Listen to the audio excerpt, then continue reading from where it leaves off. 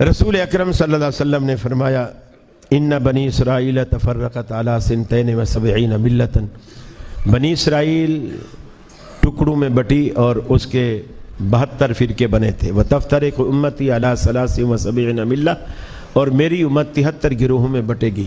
کلہم فی النار، سارے دوزخی ہوں گے، گویا سارے ناحق پر ہوں گے، کیونکہ دوزخ میں حق والے نہیں جائیں گے، ناحق جائیں گے، سارے دوزخی ہوں گے الا ملۃ واحدہ، ان میں سے ایک فرقہ، ایک گروہ، ایک ملت، ایک جماعت، ایک پارٹی، وہ ان 73 میں سے فرقہ پہلے ان کو کہا، پھر اسی فرقے میں سے ایک کو نکالا، 73 میں سے ایک، وہ جنت میں جائے گا۔ صحابہ نے پوچھا من ہی یا رسول اللہ، اللہ کے رسول 73 میں ایک جنت میں جائے گا، ایسا خوش نصیب کون سا فرقہ ہے؟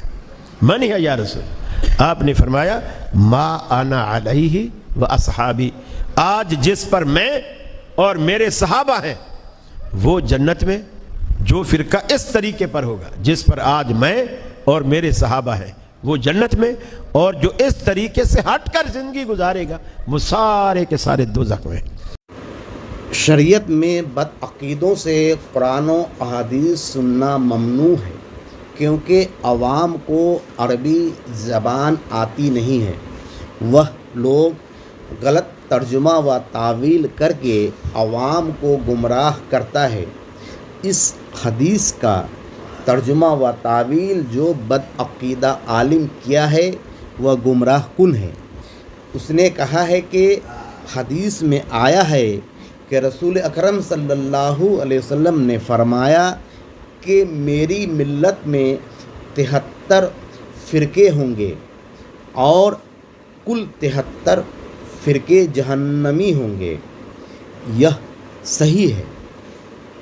آگے کہا صرف ایک فرقہ اس 73 میں سے جنتی ہوگا۔ یہ ترجمہ و تعویل غلط ہے۔